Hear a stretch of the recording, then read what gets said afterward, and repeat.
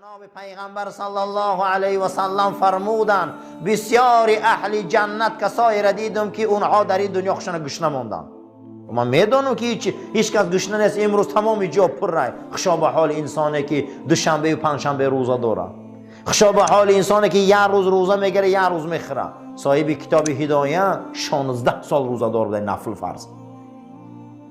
اونها به علم رسیدن. کسی کم خوره خدا او را دانا میکنه. کسی بسیار روزه گیره خدا او را عالی میکنه. یکی از انمی یک ماه شریف رمضان اگر ما روزه مونه با تمام انامون مانعه هایی که روزه را فاسد میکنه، اکثریت چیزی که روزه را فاسد میکنه ای زبانه. در حضور نبی کریم صلی الله علیه و سلم یکی از صحابه آمد 6 تا فحش داد. یکی از زبانش که به بیزه برآمد، حضرت طبق خرما را گرفتن در پیش موندن گفتن بخیر گو روزه دارم، گو روزه بد نموند.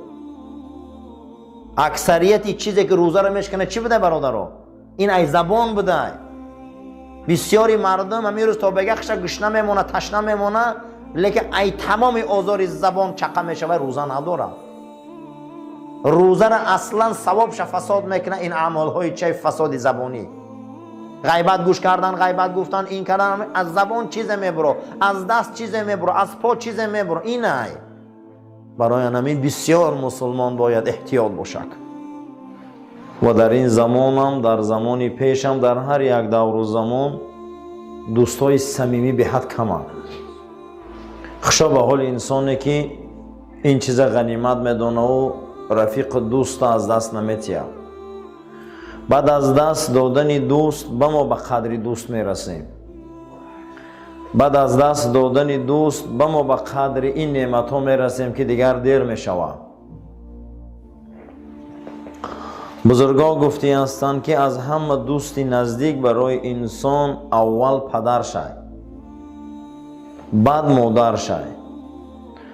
قسمتی از علما گفتند که نه، اول مادر شد به پدر شد. یعنی که معلوم است که هر کس دوست شده نمیتونه. دو چیزی بزرگ وقتی که انسان از دست میتیه و به قدرش میرسه دیر میشود. برای همین غیر این پدر و مادر هر کسی که ما و شما را در دین غم میخوره و دوستی ما. این حدیث حضرت عمر رضی الله تعالی عنه گو کسی که در دین غم شما را میخوره و دوست شما. بعد از او گفتند که کسی که در این دنیا برای منفعت و برای مشقت و برای رحمت و برای عذاب شما غم میخوره و هم دوست است. حضرت عمر رضی الله تعالی عنه فرزندشان عبدالله را نصیحت کردند که بچم عبدالله، کسی تر در دین کمک نمیکنه، کسی تر در دین نصیحت نمیکنه، کسی تر در دین منفعت نمیرسانه و در تو دوست نیست، دور شو که وی ضررش در تو میرسه. برای همین بعد پدر و مادر چیزی که برای ما خیلی نزدیکه این رفیقای دینی است. اگر کسی که ما را نماز خوان کرد و دوستی ما است، کسی که ما را قرآن خوان کرد و دوستی ما است، کسی که ما را حرام و حلال نشان داد و دوستی ما است، کسی که ما را شریعت تعلیم داد و دوستی ما است، غیر این گو حضرت دور باشه که ضررش میرسه. برای همین دوستی خوبه هیچ محل برادرها غنیمت دانه ای دست نتی که خیلی دوستا در حیات برای ما و شما ایسر 1000 آدم یک آدم پیدا میشه. در مسیر زندگی ما که 30 و 40 و 50 و 60 70 سال شده است بسیار مانه بینیم که ایسر 1000 دوست ما کنی کدامش در دین ما رو نصیحت کرده. این همینجا معلوم میشه کدامش که در ما غم دین خوردن ما دوست داریم. ما مسلمانیم. یکم دوستی خوب از دست نتیم. دویم عزیزان مکانی خوبه. خشا به حال انسان هایی که نمازشان در مکه خوانند. خشا به حال انسان هایی که نمازشان در مسجد بیت المقدس خوانند. خشا به حال انسان هایی که نمازشان در مسجدهای جامع خوانند. خشا به حالشان. یک رکعت نمازی که در خانه هامان میخوانیم، یک رکعت نمازی که در بازار و در کوچه میخوانیم، یک رکعت نمازی که در سری ماشین در داخل طیاره و سمالیات و قطاره ها میخوانیم اون هیچ محل به یک رکعت نماز مسجد برابر نمیشه. یک رکعت نمازی که مردم در مسجد میخوانه 27 درجه از این خیل جا فرق داره. بعد از او شارح های حدیث نوشتیان که هر درجه بین زمین و آسمان است. ولی این چیزا رو ما بعد میفهمیم. برای همین مکانای خوب هیچ محل از دست نده. شما حال انسانه که به قرآن مشغول شود. این ما قسم به خدا فقرأوا ما تیسر من القرآن سوره یا ایها المزمل قم اللیل الا قلیلا. این زندگی رسول اکرمه.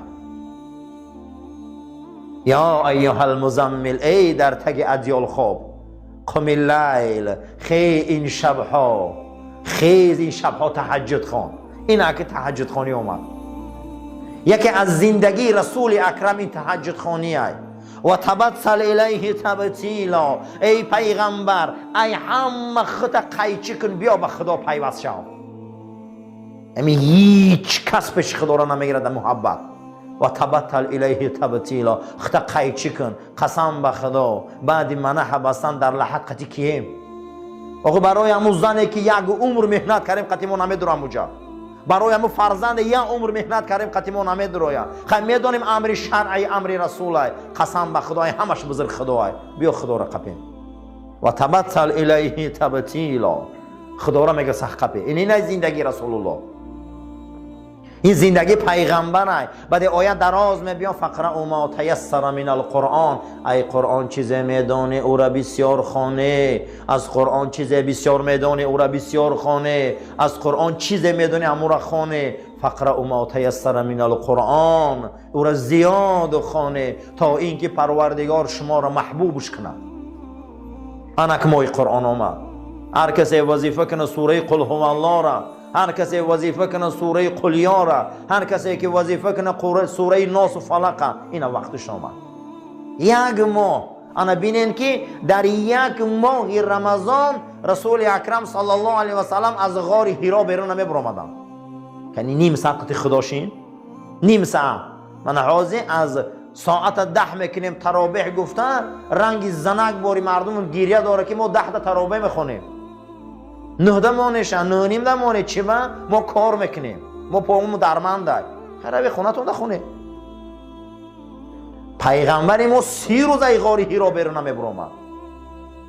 این همینجا مسلمانی سر میشوه.